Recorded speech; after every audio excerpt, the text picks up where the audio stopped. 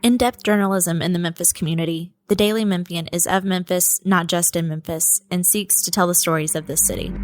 TheDailyMemphian.com. Truth in place. Production funding for Behind the Headlines is made possible in part by the WKNO Production Fund, the WKNO Endowment Fund, and by viewers like you. Thank you. The Superintendent of Memphis Shelby County Schools, Marie Feagins, tonight on Behind the Headlines.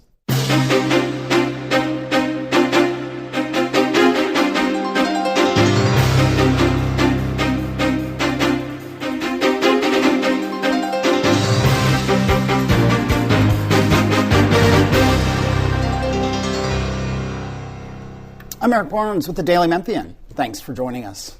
I am joined tonight by Dr. Marie Feagins, the relatively new superintendent of Memphis Shelby County Schools. Thanks so much for being here. My privilege. Thank you for having me. Along with Bill Dries, reporter with the Daily Memphian. We'll talk about a lot of things today. It's one of the interviews where I know we won't get to everything that we want to get to, let alone that everyone wants to get to. I should say welcome to Memphis. I think it's been about 4 or 5 months, 100 and something days that you've been in the gig. Yeah. You are, over the 15 years of us doing Behind the Headlines, I think you're the 5th superintendent that we've interviewed from Memphis Shelby County Schools and the predecessor schools, along with many superintendents from the suburban schools and folks from charter schools and so on. But one of the things I paraphrase this often. One of your predecessors, Dorsey Hobson, sitting in that chair, said to me one time when we were talking about the challenges of schools and education and of a big urban school district, and he said, and I'll paraphrase him poorly, he said, look, Eric, you have to understand, before we talk about education in the classroom, so many of our kids went to bed on a couch, they didn't have dinner, they walked to school in the rain, they got to school late, they don't have their homework, they don't have paper and pen and books. And we, Dorsey said, have to deal with all that before we talk about reading with so many of our children. And I don't know how many that is or still is. That was probably a decade ago that Dorsey said that. But that is a challenge of every school system, and that can be a challenge in the suburban school districts too. I've talked to those superintendents as well. But it speaks to, one, the challenge of a big school district, and it speaks to the challenge of people want you, Dr. Marie Feagins, to fix a lot of problems, not just educate kids. How do you respond to all that? You know, that's the privilege of the role. It's also the pressure of the same. There are a lot of dynamic factors that go into leadership, but there are many dynamic factors and moving parts that go into leadership of an educational institution, and certainly one that is the size, that has the magnitude of Memphis Shelby County Schools, as well as the historical context in a city like Memphis, Tennessee as well. And so when you think about all of those moving factors, the people who are involved, the programs, the communities, it is a lot, but a lot is at stake as well. And so before a student is thinking about biology, they are thinking about the latest meal or the last meal. When we make decisions, as we're having to make today, whether we early release or not, my first thought is how many students would miss a meal if we send them home, or if we were to close today, how many students were there. So yes, I would tend to agree that there's an expectation to fix many things, education just being one of those things. And I should say we're recording this Thursday morning as the remnants of the hurricane are coming in, so the release would be just how you respond to that, that's just so people know. One more question before I go to Bill that's kind of on a similar theme. How do you balance, and I've said this to many, many people in education, there's the big picture, the long term, that maybe closing schools, opening new schools, new curriculum, state laws, all these medium and long term things that you obviously have to deal with. But kids are in school today, right? I mean, kids are in school tomorrow, ostensibly, if the weather doesn't stop that. But how do you make decisions that balance that you help kids today in the classroom, but also are being smart or necessary for the medium and long term? So I've said it a lot, and I'll continue to say it. It's about prioritizing the priorities. Everything really is important, but what is important today, and then how to do today's decisions impact tomorrow, as well as the long term. And so it is what we call in education backwards planning. So where would we desire to be in 3, 6 months, 5 years, and then working backwards from there and making the decisions respectively. I think when we think about businesses schools and closures and what that looks like, it is taking into consideration, money, funding. It's taking into consideration the aging of the infrastructure. It's also taking into consideration, with deep consideration and respect, that schools mean a lot to a community. And so overall making decisions, it's about looking at data. It's considering the perspectives as well as the input of a wide range of leaders, and then going from there. Yeah, let me bring in Bill. So is the school system, in your view, in your preference, is the school system in the process of being rebuilt, or is it in the process of changing from where it is? How would you define what you want to do with the school system and the directions that you're heading in right now with the school system? Yeah, great question. It is a necessity to transform the space. I think that we cannot continue to do many of the same things that we've done before and expect different results. And so it is stabilizing currently while we visionary and visualize what we desire for our students, for our community, and certainly considering the same as being the state's largest district. As Memphis-Shelby County Schools goes, so goes the state of Tennessee. And so there's a lot that rides on the status of the district, and certainly all of that rides on the decisions that we make. I think when we think about what overall this has to be, rebuilding some, transforming more of, there's reforming certain aspects, and so it's a both and. It's a conglomeration. There are a lot of things that, if you ask some, hey, tear it down and just start afresh. And then there are a lot of things that we're doing well that we just need to strengthen and enhance. And so it is identifying those respectively and moving accordingly. Mm-hmm. And it's also pretty complex because, as Eric said, you have children who come every day to that school system, and it seems to me that you've outlined the need to work on several different levels on this, work on the everyday and also work on the long-range view of it. And those really have to blend at some point. They can't be mutually exclusive, can they? That's right. There's a business aspect to this, right? We are in the business of people, but there are business processes and systems and practices that make all of this work or not work. And so there's the consideration of the people and doing what's best for the people, but also understanding that this is a business. When it comes down to it, though, Bill, we understand that each decision is as important as the one that wasn't made, and certainly the ones that have to be made. And so a lot of where we are has come from great consideration for the long term, but then a necessity to go deeper into the granular areas, the details, and considering the long-term impact. Right. You talked a bit about where schools are, what the populations are around them. Have there been population shifts? That always comes into the mix, it seems, when you're talking about school closings or school transitions and that.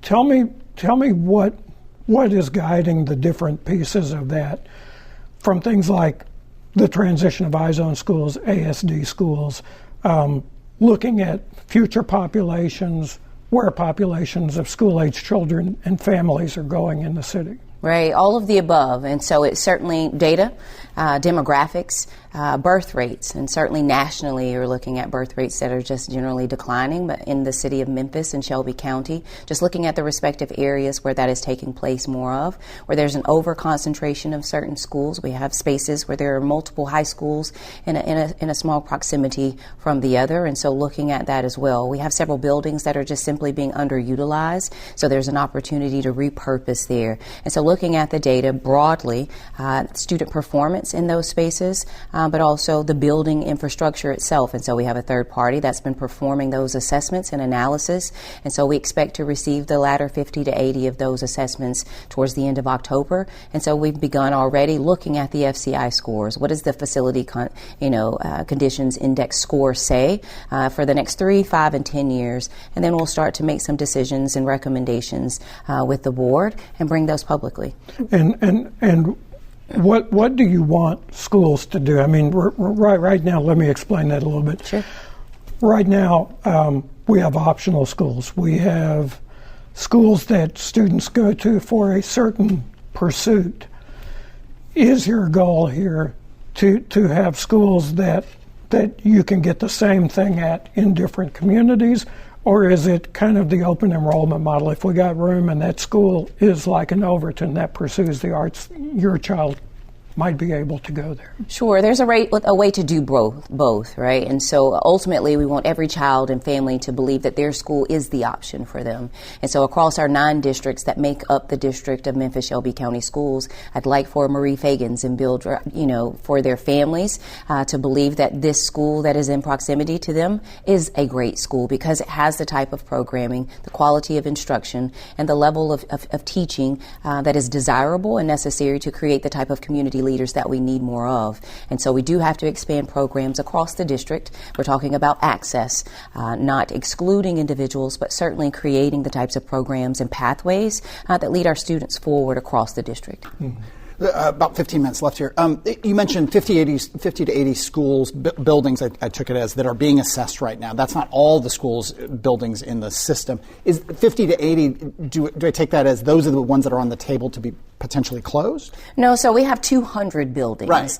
Where we are in the process, this process started before me in terms of the analysis and assessments. That's the number of assessments that remain to be shared with me to review. Gotcha. Do you have any sense of how many schools could be closed? I don't right now. I think that we have to take a bigger look at it, and so we'll start that in October as soon as we receive those additional assessments. Let's also talk, in your first 100 days, before your 100-day mark, I think in the summer, you announced the elimination of, 1,000 positions? You were up against the end of a whole lot of COVID money that was in the school system, and this was a national thing. It wasn't unique to Memphis.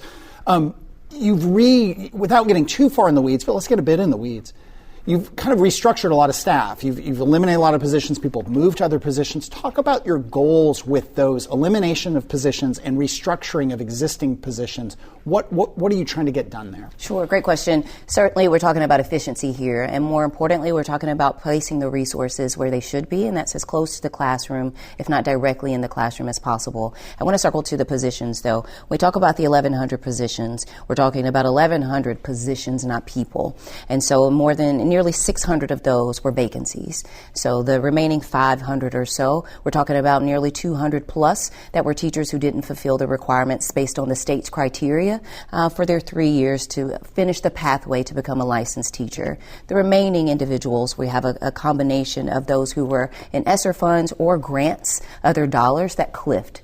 And so making those business decisions, trying to keep people at the center as well, and providing additional opportunities to serve in the district and other positions where the work is necessary. So that's attendance liaisons, truancy liaisons, as we think about the goals and the priorities and the focus areas for the district. So restructuring many of those positions was just looking at the overarching performance of the district and where the needs are. I think you're having a question here. No, I didn't mean to interrupt you. There's so many. Yeah. It's really helpful, and all these things I want to follow up on, but obviously I can't do all, so I didn't mean to interrupt you. No way. One thing you mentioned was the 3 years, the 200 positions where they hadn't fulfilled. Is that they should have not been teachers, or is that a normal process that a certain number of teachers in training don't make it and are released? Yeah, so it's a great opportunity in the field of education for those who are outside of the field and have an interest and aspire to become a teacher. It's on a permit. You receive a permit each year from the state, but there are certain requirements, classes you have to take to fulfill that obligation. You have about 3 years to do that. At the conclusion of 3 years, we're unable to reissue an additional year, and so about 200 plus individuals fell in that particular category. Well, one more, I'll go back to Bill. As long as I've been covering local news and we've been doing the show, every school year seems to start with not enough teachers in the classroom, which that reminds me of that. And I'm not saying it all suggesting you should push forward people who aren't permitted, and so that's not the point. But what do you do with the shortage of teachers, which I think is a national issue, but it has a huge impact here, and teachers are moving around from different classrooms or different schools.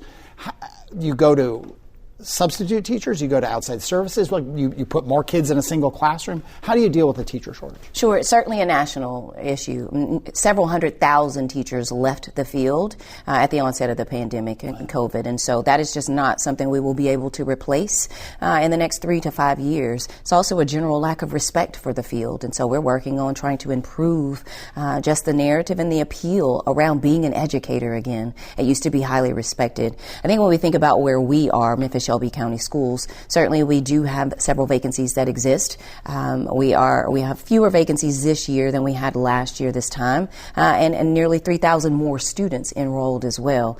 Some of those key areas, exceptional education, you cannot throw anyone in a classroom in exceptional education that is not certified, and so that places us in a very tough predicament. But overall, it is about stretching outside of the field, finding individuals who are interested. We rely on our substitute teachers. Many of them are certified as they are retired teachers, and so they are certified in content areas. And we rely on education services to support as well. And one last follow-up, apologies to Bill. In terms of teachers and the shortage, that has put pressure on pay. You talk about this being a business. People are not volunteering to be teachers. They want to be paid. Give or take, I mean, what is a starting salary? That's not a fair question, but give or take what a starting salary is and what a 5, 10, 15, 20-year teacher makes in the Memphis-Shelby County school system. Yeah, so compensation has been the opportunity for Memphis-Shelby County Schools. Several teachers mentioned that it's been a long time since they've seen an increase. So now we are the highest paid in the state. I think as we think about moving along the salary, the continuum, we were able to add an additional $3,000 for those who are serving 25 years or more as we continue to build and do better in that regard. Compensation is important. I don't know that we can ever pay an educator what they're truly worth and valued, especially for the level and the magnitude of work that is done. But it is an area that we continue to have conversations with both of our teacher associations about. Bill. I'm interested in your perspective on what we saw before the pandemic nationally, and that was this school system and certainly many other school systems saw an influx of teachers from programs like Teach for America. Memphis Teacher Residency here was another of them. How do you think those programs worked? Yeah, Memphis Teacher Residency has contributed to Memphis-Shelby County Schools, having several additional teachers. So very thankful for our partnership there, budding, and it continues to expand. Teach for America, certainly a wealth of experience with Teach for America as well in previous districts before arriving here as superintendent. And so I think the standing up of those organizations and their goals are admirable and certainly serve to support the purpose of providing additional individuals for the field. I think we need more individuals to be interested in pipeline programs like that and pathways like that in order to, as I shared earlier, just to place a small dent in the several hundred thousands that left and are still leaving. We have an aging population of personnel as well. I think there are more than 3,000 teachers alone in the classroom that if they wanted to say goodbye to me today, they could for retirement purposes alone. And so those who are staying, we're grateful for as well. And that's what the greatest recruitment is to re-recruit those who are here. And so we're just trying to create the environment that is conducive to both leading and learning, both for our staff and our students. But programs like Memphis Teacher Residency, Teach for America, we have several others that are budding and blooming now. The state's own pipeline program, involving yourself in an educational pipeline program, EPP is what it's called, is also beneficial. Everything that we can get our hands on. I have a retired Teachers Association meeting today, so whoever we can get into the room with and have conversations about, that's what we're doing. I entered the field through alternative certification, and so I know that there are individuals who have a wealth of experience in other areas outside of education that would also serve as phenomenal educators. Do you see what we've heard in other employment areas? Do you have young folks who, in the case of Teach for America, they might not have majored in education at all. They may have majored in something totally unrelated to education, who come in and say, I think I want to do this for 5 years, but I don't want this to be my career. How common is that? I think that, yes. The short answer is yes. There are individuals who have a very, narrow commitment that I'm committed to doing this for the 2 years that are required, but not longer than 5, or they've mapped out, if you will, their next steps. Several come and then they go to law school. Several come and then they go to, med school, which is great. But then we have more who come and then they fall in love with the art, with the science, but certainly with the experience of being a leader of learning. And so that's who we're looking for more more of, but certainly it requires us providing the type of support, the professional learning experiences, certainly compensation, just making that entry just a little more easier for those who are interested, who are coming from different fields from their respective institutions. What do you think about advanced placement courses? Do we have enough of them, and do we have enough of them at enough schools across the system?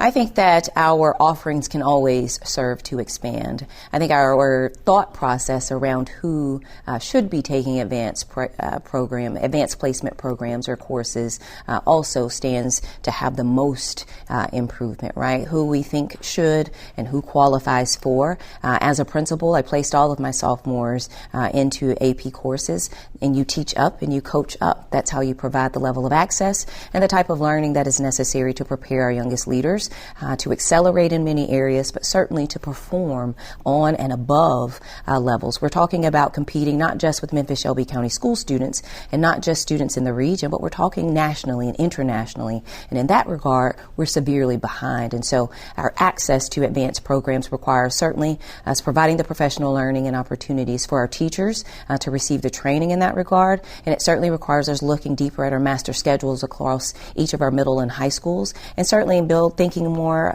innovatively. How soon can we introduce a student to an advanced class, an honors class? That's as early as 6th and 7th grade, and that's how you shift the trajectory of learning for our students. To what extent does the system do dual enrollment? Kids who are in Memphis-Shelby County School, high school kids, but also doing college courses at U of M or other schools. Is that a program that you'd like to see expanded and so on? Absolutely. With all of our local colleges and universities, and those are the conversations that I've been having with presidents, and certainly that my team has been having with their representatives as well, maintaining what we have, but certainly strengthening and expanding in areas that interest our students. But certainly it's the caliber of learning that takes place on campus, being immersed in that environment that levels up the performance for our students. With 4 minutes here, we're going to go through a bunch of stuff that we could do whole shows on. So we'll touch on, and we have written about extensively at the Daily Memphian, and others have too. But I want to touch on chronic absenteeism. It was obviously exploded during the pandemic. In 2022-23, it was about 28% of students in the Memphis-Shelby County schools who missed 18 or more days. The numbers are very high around the country. But it's not coming back. We're some years removed from COVID. What can you do to get kids in school more? Because nothing you're talking about matters, right, if those kids aren't in school. That's absolutely correct. Eric, we did a Hey Neighbor. We knocked on doors. We went to find. I did. And took the team, and we knocked on doors for students who haven't shown up yet. And there are several students who have not been in school since the pandemic. There are several students who didn't know that we had started school, and so there are several families that lacked resources. And so it's really strengthening our relationships with our families. And does that go on a regular basis? I mean, that throughout the year that people are doing like literal physical visits and outreach to families and students? Absolutely. We will continue. We were missing more than 2,000 students as of August the 16th. As of today, we're short around 800 or so, and so it is working. We'll continue to do the same. This was all done before you took over, so I want to be fair about this, but there was a pretty damning report about preschool Head Start, a federally funded program. Some $30 million. It's a 5-year program that the Memphis-Shelby County Schools got 5 years ago. Memphis-Shelby County Schools has lost that contract, may reapply. It lost the contract because of deficiencies, kicking, some really obviously awful behavior on the part of instructors. Do you expect that the school system will reapply? That would, I think, take place this fall, and you'd find out in June, July if you were going to get that contract again, or are you going to walk away from the Head Start program and let someone else do it? No, we will reapply. We have taken the steps and continue to take the steps as I've reviewed and analyzed the scenarios, many of them incredibly unfortunate, but taking the steps, placing the protocols and systems in place, the training that is necessary, doing all that was required and a little bit more, but we will reapply. The legislature is they're not in session yet. They'll go in session in January, but they do a lot of work in the off season, has a huge influence on the policies and the funding of all the school systems in the state. Vouchers is very much on the table.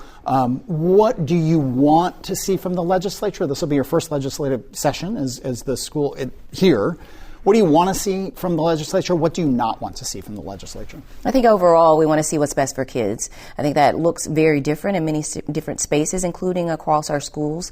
The many dynamic factors that I mentioned earlier that to consider. We haven't had our conversation in depth yet as a board and a governance team about what our legislative agenda we'd like to actually, for it to consist of and really approach. I think overall, when we think about anything that takes away funding from public schools, we certainly would not be for. That would include vouchers. That would include vouchers. I've had conversations with a few legislators and just shared, as I think about the components and the areas that vouchers serve to speak to, those same considerations could be given for public institutions as well. People said that's been a pushback on charter schools. Memphis has had a lot of charter schools for, I think, 2 decades now, but that charter schools take money from the system. Are you pro-charter school, against charter school, or is it case by case? I'm deeply collaborative into ensuring that every space where students are served, excellence should be there. I've worked with the charter schools. I meet with them. I huddle with them. They're included in all of our meetings. Wherever there are students, there's excellence. I don't know about the concept of taking away funds. I do know we pass through those funds, and so certainly that is the case. But anything that we advocate for, we want it to benefit all of our students. Dr. Feagins, you made a whole lot of changes, announced a bunch of changes around staffing and eliminating some 1,000 positions. A lot of those were open positions. They weren't 1,000 people. What was the purpose and point of the reconfiguration, the reassignment of people as you came into this first school year? Yeah, it's about decentralizing some of the work, placing resources closer to the classroom, directly into the classroom to provide the level of supports that are necessary for our school leaders, for our students.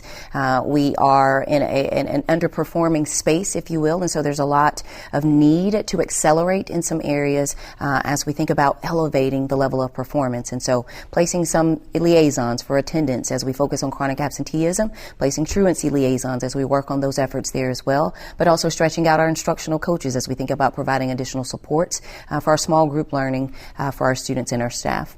Let me bring in Bill Dries from the Daily Memphian. Dr. Feagins, you and the school board are awaiting a facilities study that I think was actually started before you came here. What do you think, not only in your experience here, but in your experience in other places, what has become of the concept of the neighborhood school? That does a school where most, if not all, of the children walk to school, a school that's just around the corner. Does that concept work today in an era of open enrollment, in an era of optional schools, as we call them here? What is that concept today? Yeah, it's about community, right? Providing a space for students and families to choose a place to live and also a place to learn simultaneously, as well as work and play. I think as we look across the landscape of Memphis and Shelby County, in pockets of the city and the county, you can see where that is a possibility. But as we look at enrollment in many of those spaces, we may have to reconsider. It's also to support the same, right? You'd like for a child, a family to be able to enroll their student in pre-K and then continue across their educational journey as a graduate of that neighboring high school as well. And so as we look at our overall master facilities plan, we're keeping that in mind. Certainly we have some opportunities to rezone to make some of that happen, but really is about allowing individuals to maintain that level of choice to go where they like to learn and leave a legacy, as we've been sharing here. A couple years ago, the legislature passed what people called the third grade reading cliff law, where if third graders didn't hit a certain level of reading proficiency, they would be held back. What kind of results did that happen?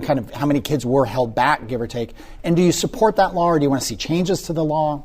So I understand the premise of the law. We have to do something, right? There were too many of our students arriving to third grade and not reading on grade level, not exploring or not experiencing success in numeracy as well, in math and many other subject areas. And what we know about students in grade 3, we can predict for 6th grade, and certainly we can go ahead and predict very accurately how many students will go on to become a dropout, if you will. And so we also understand the impact on graduation rate. So I understand the premise behind placing something. I think as I look at the intimate details, there are some considerations that I would ask as we have conversations with the commissioner to take a look at, especially as it impacts Memphis-Shelby County schools. Is it partly there were summer programs, doing more intensive one-on-one sort of tutoring with students? Is that happening? Is that going to continue? That does happen. It will continue, but for us, it's about moving and focusing on pre-K. We have to get to students as early as possible. Really, it's about prenatal. It's about birth. So if we think about the continuum of learning from birth to age 20, then it's about providing early childhood education. We're going to talk more about preschool tonight at 7 on WKNO, or you can get that full video online at WKNO.org. But let me do quick things we could do whole shows about. One, I think you all declined the guns and teachers being armed option that the legislature created. Why, and what is your take on arming teachers? Unequivocally. So there's absolutely no reason to respond to the threat of, and certainly the consideration for increased safety by arming teachers. Teachers did not ask for that. They have asked for books. They've asked for more pay, but they've never asked me to arm them with guns. And one more. It's a big, increasing national debate about phones, students being allowed to have phones in schools. Are the school system doesn't have a blanket policy against it. Are you looking at that research? Are you looking at that trend? We do look at research. We are following and exploring. We do have the conversations. I think we do have to give deeper consideration around the types of students that we serve, the sensitivities to the families. Some of our students are caretakers, and so we do have to it's a very delicate balance in that regard. That is all the time. I could do 26 more minutes, but I'm sure we both have many more questions. We really appreciate you being here. We'd love to have you back as you kind of get into the job and are making decisions, and appreciate it very much. Thanks so much for being here. Thank you both. And thank you, Bill, and thank you all for joining us. If you missed any of the show today, you can get the full episode at WKNO.org or on the Daily Memphian site. You can also go to YouTube and search for Behind the Headlines. Coming up in the next few weeks, we've got Bakari Malden, the CEO of MATA, interim CEO of MATA, and their challenges. Paul Young is coming on, Mayor of Memphis, in about a month. And we recently had Doug McGowan, Protect Our Aquifer, talking about MLGW, water, XAI, and so on. All those are available at WKNO.org. Thanks very much, and we'll see you next week.